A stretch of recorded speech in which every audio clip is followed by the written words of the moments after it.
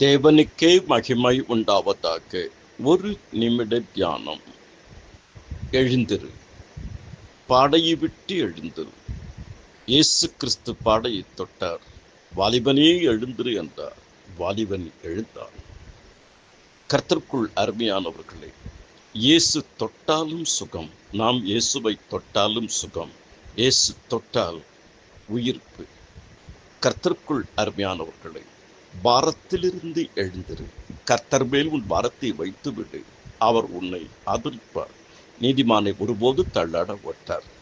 நீங்கள் ஒன்றுக்கும் கவலைப்படாமல் எல்லாவற்றையும் குறித்து சோஸ்திரத்தோடு கூட ஜெபத்தினாலும் வேண்டுதலினாலும் தேவனுக்கு தெரியப்படுத்துங்கள். அப்போது எல்லா புத்திக்கும் மேலான தெய்வ சமாதான கிறிஸ்து இயேசுவுக்குள் உங்களை காத்துக்கொள்ளும். பாதையை விட்டு எழுந்திரு.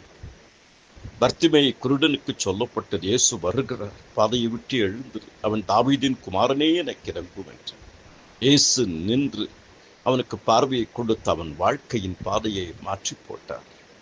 பாடுகளை விட்டு எழுந்திரு. இயேசு கிறிஸ்து பாடுகளை சிலுவையின் மேல் சுமந்தார். வருத்தப்பட்டு பாரம் சுமக்கிறவர்களின் எல்லோரும் இடத்திற்கு வாருங்கள், நான் உங்களுக்கு இளைப்பாறுதலை தருவேன். அவர் தாமே சோதிக்கப்பட்டு பாடுபட்டதனால் சோதிக்கப்படும் உதவி செய்ய வல்லவராக இருக்கிறார். பழைய வாழ்க்கையை விட்டு எழுந்திரு. இளையகுமாரன் பழைய வாழ்க்கையை விட்டு எழுந்தான்.